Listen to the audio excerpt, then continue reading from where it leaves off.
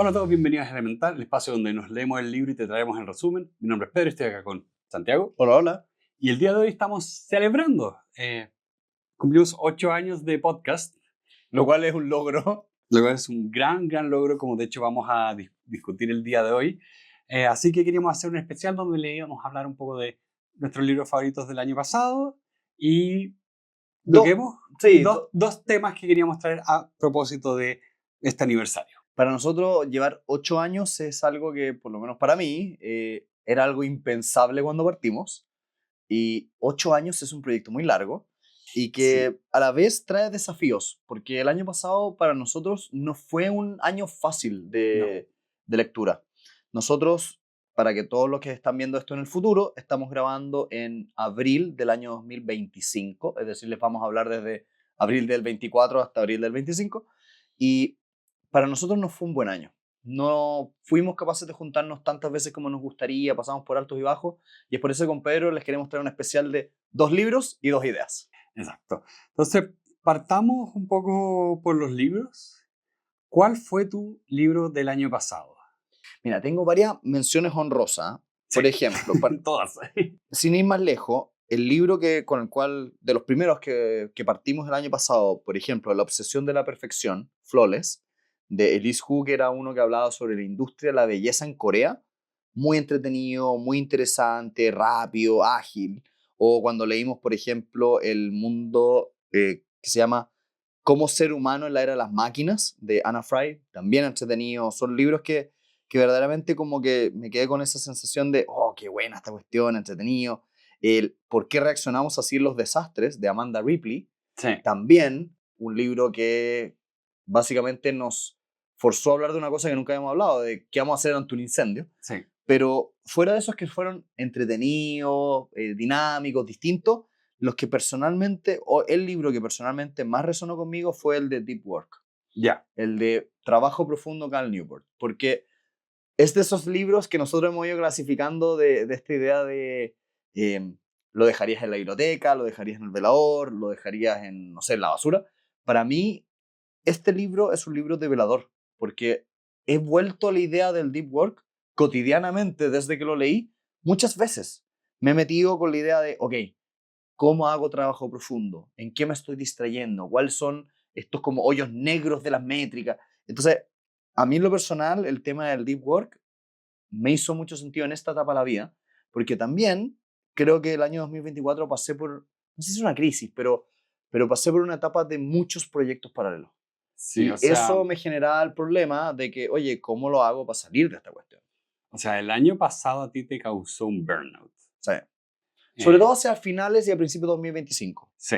Entonces fue un año de mucho trabajo y con tantas cosas paralelas empieza a ocurrir eso de que cómo efectivamente llegar a esos resultados que a veces te exigen como ultra concentrarte en una sola cosa, cómo lograrlo en estos tiempos modernos es difícil.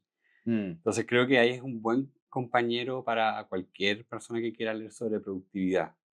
Porque aparte que creo que ahí lo tocaste, una de las cosas que más me llamó de este libro es que tú y yo, viendo la biblioteca que tenemos a la espalda, hemos leído cientos de libros de productividad. O sea, creo que lo hemos leído todo. Y el tema estaba en que este libro en particular tenía ideas distintas. Y Sí, eso lo hace bueno, lo hace un libro que vale la pena recomendar, que tiene algo que decir. sí. Entonces, a ti, por ejemplo, Deep Work en particular, antes de pasar a tu lectura, digamos, ¿te llamó harto la atención? ¿No te gustó? Mm, ¿Si te gustó? Me ¿Te gustó, resonó? sí, me gustó mucho porque sentí que uno estaba bien escrito, acotaba muy bien eh, la idea, en el sentido de que presentaba el deep work no como una idea que es universalmente buena, sino que es una idea que para ciertas personas, en ciertos trabajos, es fundamental.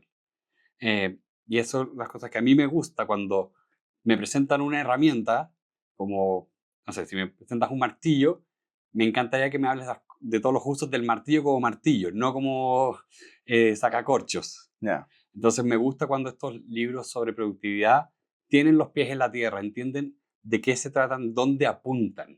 Mm, Ese para mí es mi tema que me gustó mucho de Deep Work. ¿Dónde estás apuntando porque lo estás haciendo muy bien ahí. ¿Te acordáis que de hecho en una parte del libro decía como, ojo, este libro no es para todo tipo de personas? Por Exacto. ejemplo, hay personas que son altos ejecutivos, que tienen la necesidad de estar viendo muchos temas distintos uno tras de otro, donde el trabajo profundo tal vez no es tan importante como el trabajo disperso. Sí. Y eso Y, está bien. sí. Y lo importante de reconocer finalmente en cuál situación estás, cuándo requieres uno, cuándo requieres otro. También estaba muy bien investigado, me gustó mucho en ese sentido. Como entender que hay un tipo de trabajo que tú requieres cuidar tu concentración como un hueso santo. Mm. Y a ti, por ejemplo, ¿qué menciones honrosas tuviste de libro de este año y cuál fue el libro que más te gustó? Ok, para no repetir las que ya dijiste, quiero decir, porque también concuerdo especialmente con que casi lo escojo como mi libro del año, como una guía de cómo ser humano en la era de las máquinas. ¿Ya? Menciono también a la guía de lo que nunca cambia, Buen libro. especialmente en estos tiempos como turbulentos. Creo que entender cuáles son las cosas que efectivamente no van a cambiar te ayuda mucho como para tener la calma de entender cuáles son también los macrociclos que ocurren. Y Morgan Housel particularmente es un autor que escribe bien, o sea, Sí, siendo contemporáneo a nosotros, estando escribiendo en la misma época que nosotros, es de esos autores que vale la pena estar siguiendo de cerca. Como que hay que sí, estarlo mirando. Yo a él personalmente lo sigo en el blog que tiene y leo habitualmente sus posts y todo, y me deja esa sensación de autores que tienen algo que decir, que son inteligentes, que, ¿sabéis lo que tiene? Tiene muy buen ángulo. sí, Es un autor que tiene sí. un muy buen ángulo. Muchas veces las cosas que dice como que no son gran revolución, No, no. pero el ángulo en que los aborda, la forma en que lo dice, da gusto. Sí, es como el otro día estaba viendo una entrevista a dos autores que de hecho ahora quiero leerme su libro, que escribieron un libro que se llama Lo que puede y no puede hacer la inteligencia artificial. ¿Ya? Y los dos autores son científicos de computación.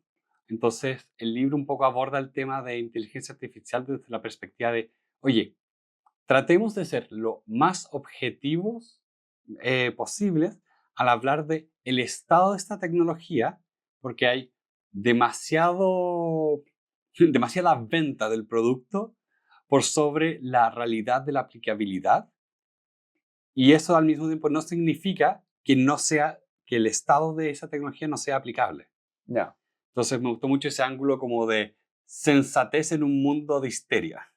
Sí, porque al final del día, a la fecha que grabamos, chiquillos, ya que estamos celebrando el aniversario 8, puede que lo estén escuchando en Sí. el aniversario 16, Claro. estamos en una época donde la inteligencia artificial es el titular omnipresente. Sí, o sea, al punto donde llegas a cosas que son ridículas, como que llega Spotify y dice como, no, mira, nuestra inteligencia artificial te recomienda música. Es como, compadre, tú ya hacías eso, era tu algoritmo. Esto es un rebranding asqueroso. O sea, es tan transparente La la intención de lo que querían intención, hacer. sí, de venderme como una sofisticación a lo que ya estabas haciendo que en verdad no creo que lo estés haciendo. Mm. Em, o, o casos también de, usa la inteligencia artificial de WhatsApp. ¿Para Es tan qué? mala esa inteligencia Y es como, artificial. ¿para qué? ¿Para qué quiero usarla? Quiero escribirlo a mi papá para saber a qué hora llega a comer. No quiero hablar con ningún bot. Pero por eso me gustó eso, porque era como el ángulo de la sensatez. Entonces me gustó también, como dice Morgan Housel. El otro libro que quería mencionar, el de la realidad del autismo, ¿Ya? porque encontré que también está muy bien escrito desde una perspectiva muy sincera, muy vulnerable, donde la persona realmente dice, como, oye, yo soy una persona con autismo, esta es la realidad de lo que hoy en día se utiliza, cuál es el lenguaje que utilizamos. Entonces lo encontré muy educativo eh, para un tema del que yo sabía poco, y que también una veces tiene las ganas de tener las mejores intenciones y no te das cuenta que estás usando incluso el lenguaje equivocado. O sea, no sé cuál es la traducción de ableism, como que Sí. haces una discriminación, a veces sin intención, sin ninguna intención de ser discriminador, pero pero estás juzgando a la persona por sus habilidades cuando tiene una discapacidad. Sí, sí, sí. Entonces me gustó mucho ese sentido porque también yo que tengo déficit atencional, lo he mencionado muchas veces acá, para mí el tema de la neurodivergencia es muy importante de entender y tener las herramientas verbales también para yo entenderme desde esa perspectiva. De hecho, para mí ese libro funcionó mucho porque yo tengo un familiar cercano con TEA, Sí, y lo parte, mencionamos en el de, capítulo, parte el espectro del autista. espectro autista. Y me sirvió mucho para entender desde dónde o cómo abordan las personas con autismo la vida, como desde cosas sensoriales. Me acuerdo mucho, y creo que lo comentaba ayer cuando estábamos juntos en un asado, de en una oportunidad yo le di la mano a esta persona, la apreté un poco más fuerte de lo que tal vez debía haberla apretado en un saludo, un handshake, un Sí, saludo de mano de dos personas, y esta persona lo tomó como una agresión y se asustó. Y, y, y yo la verdad las cosas es que quedé en shock porque no sabía cómo reaccionar, pero habiendo leído ese libro empecé a ver cómo no. Es que la forma en que fue recepcionado, cómo fue enviado, las cosas que abruman a una persona con esas condiciones versus una que no tiene esas condiciones son tan distintas sí, que de repente el tener la oportunidad de leer estos libros que, como muy bien se llaman libros, se llama Desenmascarando el autismo de Devon Price, te desenmascara una cosa a la cual tú eres ciego por desconocimiento sí, y te permite ser empático, entender, ver de dónde viene. sí, porque creo que muchos de las dificultades modernas de la gente con neurodivergencias vienen del hecho de que eh, es un área de estudio relativamente nueva. O sea, antes te decían que estabas poseído y te mandaban al manicomio. Sí, Entonces, es un tema de entender al ser humano de una forma mucho más profunda y entender nuestra diversidad, que pasa por cosas tan simples como yo soy más alto que Santiago, eh, a cosas como que son más complejas, como cuál es la química de nuestro cerebro y cómo eso afecta a nuestra percepción de la vida y del mundo. mm, Entonces creo que ahí me gustó mucho, pero mi libro del año tiene que ser Life's in the Transition, la vida está en las La vida transiciones. está en las transiciones, o que De Bruce Feiler. sí, que me gustó mucho, mucho porque es un libro de cómo las personas afrontamos la realidad cuando esta realidad de un día para otro parece haber cambiado tan bruscamente que parece irreconocible. ¿Sí? Y sobre todo con dificultades. Sí, sí, no es como que un día como, ah, gané la lotería, genial. Es como, no, se me quemó la casa, murió un familiar, Me algo, quedé sin me quedé sin trabajo. trabajo, algo grave me pasó y yo tengo que readaptarme. Y fue un libro que me emocionó mucho leer porque muchas de las historias eran de personas que vivieron grandes cambios. O sea, todavía me acuerdo una de las historias de una pareja que eh, tuvieron una hija que el doctor les dijo, esta persona va a morir en los próximos 3 años. Y ellos buscaron tratamientos y no me acuerdo si es hijo o hija, pero sigue viva hasta el día de hoy. Porque encontraron un tratamiento, encontraron un doctor, eh, cambió por completo, cambió por completo sus vidas, de qué se enfocaban, qué se preocupaban.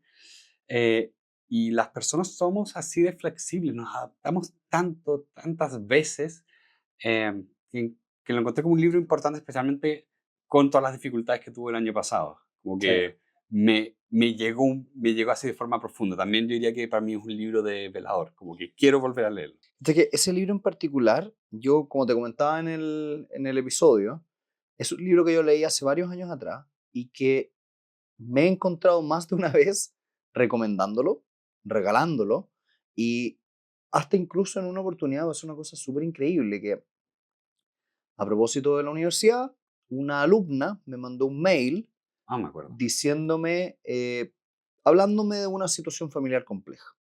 Y me llamó mucho la atención porque en esa oportunidad utilicé muchas herramientas, consejos, formas de abordar el problema con el libro. Entonces fue muy bueno porque yo siento que le respondí en esa oportunidad no desde la emocionalidad, desde mi impresión, sino de herramientas, entre comillas, probadas, investigadas Sí, a lo menos, para hacerse cargo de momentos de vida difíciles. Y yo creo que eso también nos lleva un poco a que también hay libros que nosotros leemos no solamente por el placer de aprender, Sí. sino de que son herramientas que tú puedes ocupar. O sea, hay, por ejemplo, para ti, Pedro, ese libro te llamó la atención porque pasaste por un momento difícil, pero ¿cuál de las herramientas del libro es la que más te acuerdas o cuál más usaste, digamos? No te sabría decir la verdad. No una concreta, digamos. No una concreta, sino más bien lo que me dejó fue como una sensación de, ok, si es que me siento abrumado, si es que tengo una enfermedad, si tengo un problema, ok, yo puedo ir a este resumen y leerlo de nuevo y recordar como, ok, esto es lo que tengo que hacer, esto era lo que está pasando, esto está bien. Eh, Me dio una sensación de mucho apoyo. Como me acuerdo una vez que también leí un libro de psicología que hablaba como de, creo que se llamaba From Good to Great. No. No me acuerdo el nombre del libro, lo voy a poner acá, pero el libro en un momento te da una lista de cuáles son como los síntomas de la depresión. Ya. Que en el sentido de cuáles son las trampas mentales que tu cerebro utiliza cuando estás con depresión. El decir que eso todo nada, el catastroficar las cosas, y abordaba todos esos pensamientos propios de un episodio depresivo, que de forma que cuando yo lo leía, era como, acá este es interesante. Pero cuando yo pasé por esos momentos, yo recordaba esto como, no, yo reconozco este pensamiento, reconozco lo irracional que es, lo dañino que es, y lo dejo pasar. ¿No? Y no entro a catastroficar, no entro en mentalidad de todo o nada. Y eso lo encuentro un alivio. Entonces, por eso me gustó mucho de entender que la vida es esta transición constante de un estado a otro, por más difícil que sea.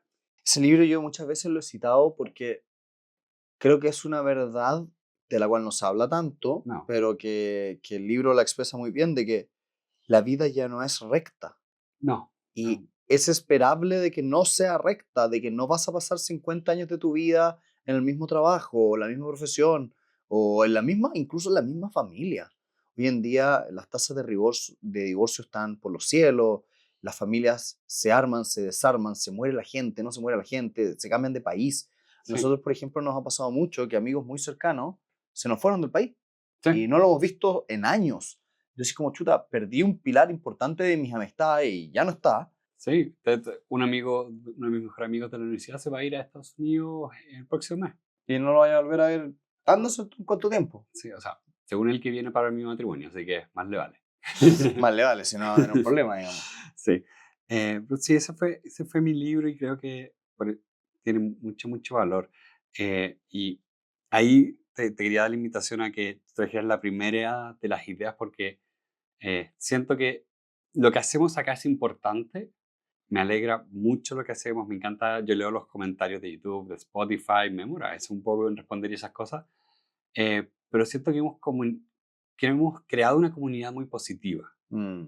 donde hay una apreciación por el aprender, el explorar ideas y esas cosas. Entonces, a mí me alegra mucho lo que hacemos, a pesar de que a veces los tiempos en los que hacemos son difíciles.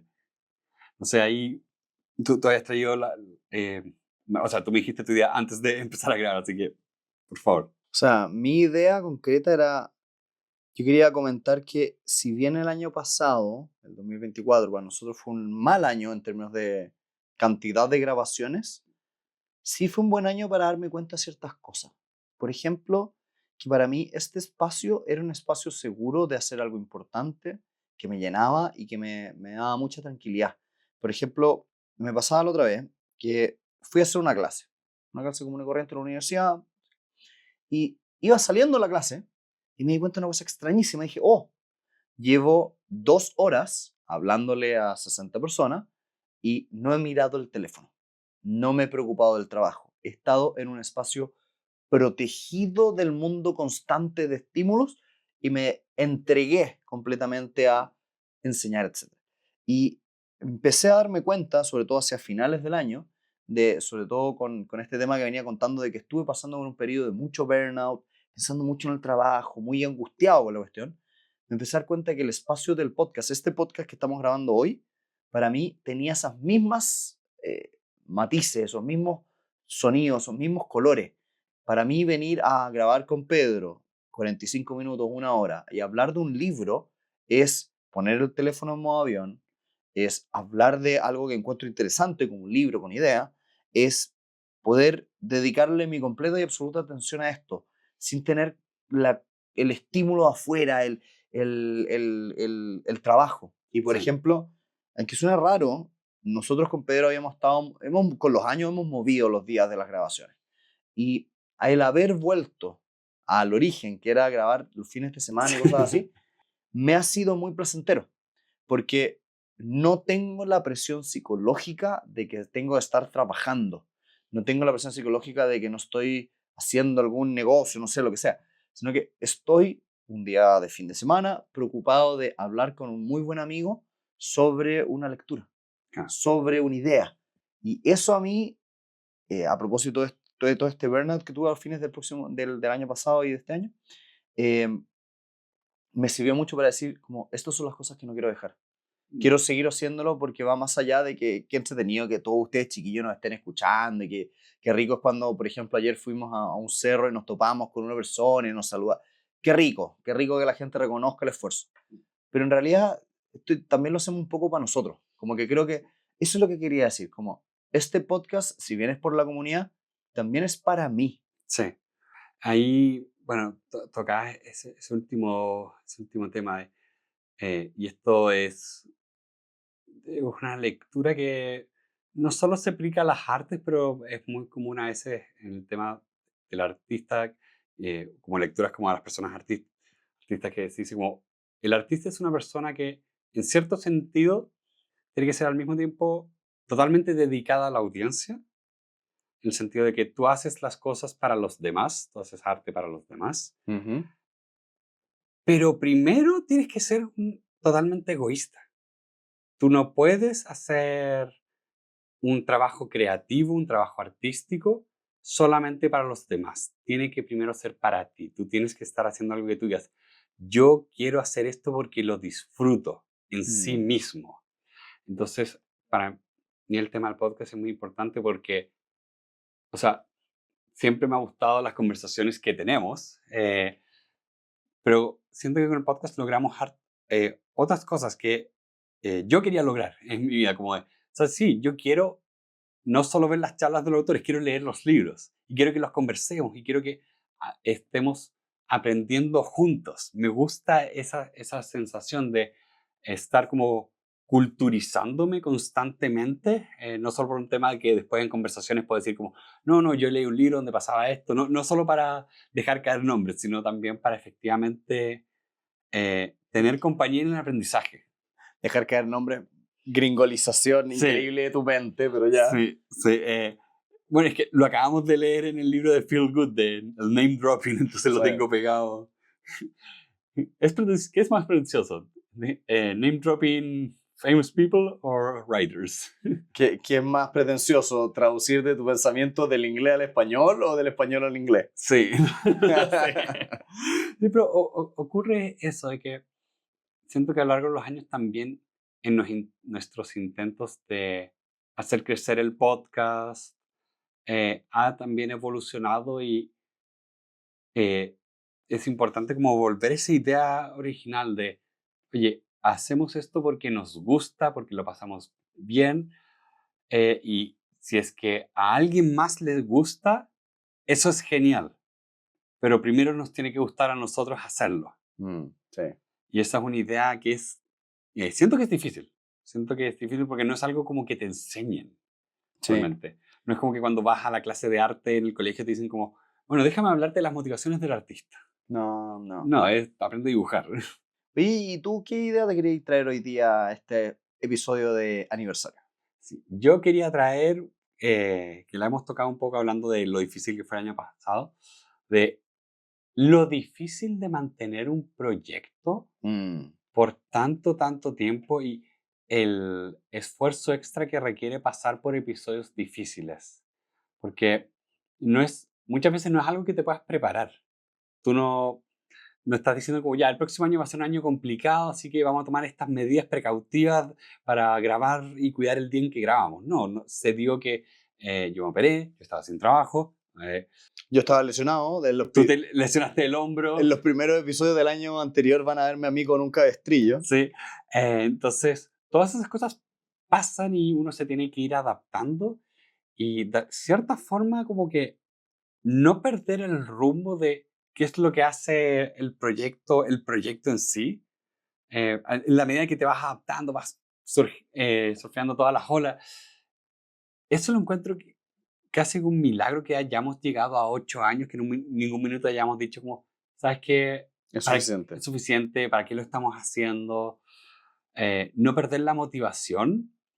O sea, yo he visto tantos artistas que viven de internet y esas cosas que llegan a un minuto donde se agotan y hay muchos canales de YouTube que yo digo como, oye, este es mi canal favorito y paró. Y dejó de Y existir dejó hace de 3 existir. años. O sea, lo mencionamos, no hemos mencionado varias veces, pero Every Frame a Painting eran los mejores ensayos cortos de cine que nadie estaba haciendo y hicieron como 20, 30 videos y pararon. Y recién este año o hace un par de meses fue que dijeron, volvimos. Y fueron años entre medio. Años. Y volvieron y fue como, wow, todavía siguen siendo buenos. Sí. No sé, ¿a ti qué te pasa cuando piensas que este proyecto lleva 8 años? A mí, como te decía al principio, me da un poquito de incredulidad porque la esperanza de vida de un proyecto de un millennial como nosotros es de 1 o 2 años. O sea, yo hablo con toda la gente que nos rodea y la gente que nos rodea siempre está pensando en trabajar 1, 2 años máximo en una pega y se cambian. 1, 2 años en un emprendimiento y se cambian. 1 y 2 años se van a vivir a otro lado. Como que las esperanzas de vida de los proyectos de nuestra generación tienen muy poco tiempo. Y cuando nosotros les decimos como, no, es que llevo 8 años haciendo esto, la gente dice como, wow, eso no es normal. Y lo contrasto un poco con como cuando lo hablamos con la generación de nuestros padres de, sí, yo trabajé 15 años en esa empresa. Y es como normal. Sí. Bueno, también se da que antes las empresas cuidan más a las personas, pero entiendo tu punto.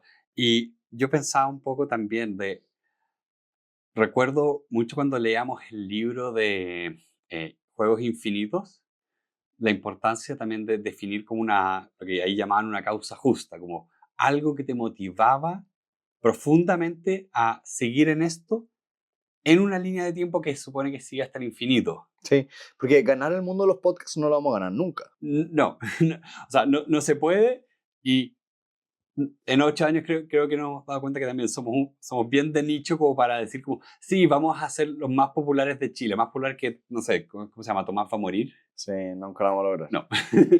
Pero esa no es la razón por la que lo hacemos. Sí. Lo hacemos porque nos gusta conversar entre nosotros, nos gusta leer, nos gusta aprender y nos gusta enseñar también. ¿Y sabéis qué otra cosa quería traer a la mesa a propósito de todo lo que estáis diciendo? De que los años difíciles, donde las cosas no salen como uno quiere y el libro, las transiciones y todo, también requieren una cosa muy importante con uno mismo, que es aprender a ser amable con uno mismo. Sí. Aceptar que hay momentos que son difíciles, hay momentos que no te salen las cosas bien, hay momentos que los proyectos bajan de frecuencia, pero eso está bien y hay que ser amable porque creo que es tan fácil criticar, es tan fácil criticarse uno mismo. Sí. Como, oye, que grabamos poco o que le fue tan mal a estos episodios. Es tan fácil, pero es tan difícil decirte como, qué rico que hiciste el episodio, aun cuando nadie lo vio. Sí. Y me acuerdo mucho de otro libro que leímos, que es un libro, no, creo que no lo hemos leído acá, que es un libro de fasting, de ayuno intermitente. Sí, este me lo has recomendado, pero no lo hemos leído todavía. Lo tenemos que leer. Y a propósito de eso, que es un tema nada que ver, que es dietas intermitentes, no sé qué, el autor en cierto momento dice, pero ojo, mira, ten cuidado.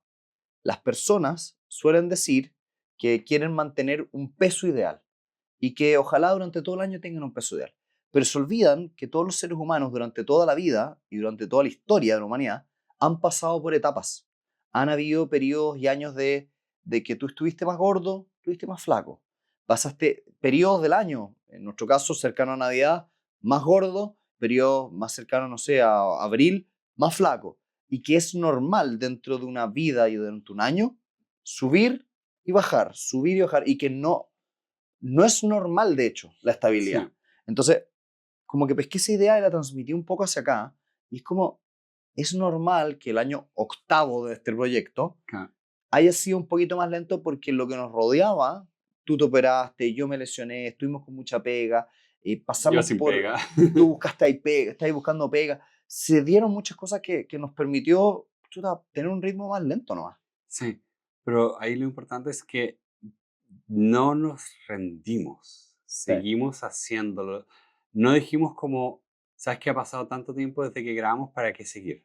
sí. No dejamos que muriera porque muchos de estos proyectos es un poco como no sé si es un poema de las cosas no mueren con un bang, sino con un suspiro, Ah, no sé, está bueno, me gustó. que encuentro que se aplica a muchas cosas, donde no es que haya habido una catástrofe, es que la antropía del universo nos lleva a que simplemente todo se vuelva más complejo y caótico y paremos de hacer ciertas cosas.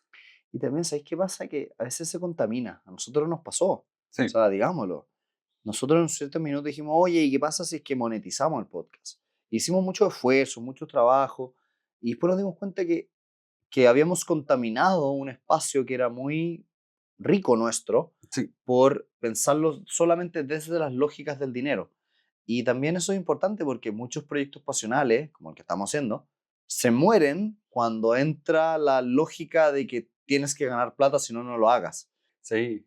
O sea, yo miro a la gente que vive de YouTube y lo encuentro algo agotador, como estar constantemente con la incertidumbre de que el video que estuviste trabajando tanto tiempo le va a ir bien o mal, porque, porque YouTube no, las audiencias de YouTube no son de los YouTubers, No, son del algoritmo, son son de del la marca. algoritmo, son, porque YouTube no le muestra el video a la persona, no se preocupa que lo vea. Sí, Tú tienes que preocuparte de que tu audiencia de alguna forma se informe y por eso está todo el tema de, oye, ten tu lista de emails, ten un Patreon, ten todas estas otras alternativas de ingresos para que puedas estar mejor, porque depender del algoritmo es emocionalmente agotador. Y sí, hay muchos youtubers de muy alto perfil que han hecho videos de, nos dicen, me cansé, adiós. sí, O voy a tomarme unas vacaciones, o voy a cambiar las cosas porque no puedo seguir este ritmo. sí. Y de hecho también creo que es importante para ir cerrando la lógica de que si bien esto es para nosotros y todo, tampoco podemos ser ciegos y siempre tenemos que ser muy agradecidos a la gente que nos escucha. Sí, A que haya alguien en el mundo que no sé quién eres, donde vives, lo que haces, que nos está escuchando hoy.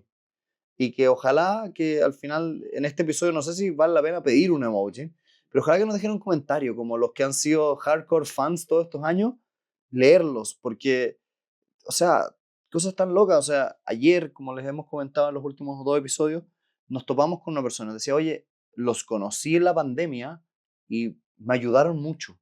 Y sí. yo lo miraba y decía como, qué increíble que una persona se nos esté acercando, nos esté diciendo esto y que esté genuinamente agradecido por un trabajo que nosotros hicimos hacia el mundo anónimo, hacia el Sí, mundo como macro del Internet. sí, o sea, cuesta, cuesta pensarlo porque, por ejemplo, hoy día este podcast tiene su audiencia, tiene sus suscriptores, tenemos redes sociales grandes, pero en un minuto realmente partimos esto sin ser nadie conocido porque nos gustaba y nos sacamos una foto cuando tuvimos 1000 descargas, ni siquiera de un episodio, en total. Sí, nótese, no son suscriptores, son descargas. 1000 Des- personas que nos habían bajado todo nuestro episodio juntos. claro, y que eso se demoró como creo que si partimos en abril, creo que en octubre llegamos a 1000. Bueno, 6 meses en que nos descargaran 1000 veces. Sí, fue, o sea, era muy lento, pero el momento que efectivamente llegamos a 1000 fue como, wow, Sí, ¿quién es esta gente? que esta gente, efectivamente alguien bajó todos los capítulos 1000 veces.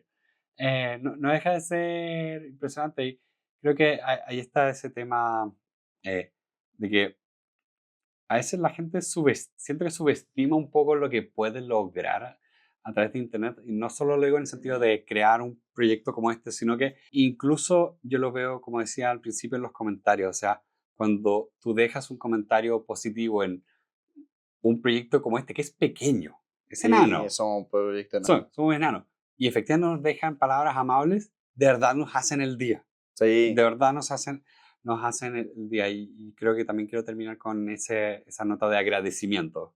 De que si bien hacemos esto porque nos gusta nuestro espacio, nos gusta lo que hacemos y mantener este proyecto, también estamos muy agradecidos. Sí. Y creo que una bonita forma de terminar el día de hoy, agradeciendo a la gente, no porque tenemos que hacerlo al final de un episodio, sino porque genuinamente lo pensamos.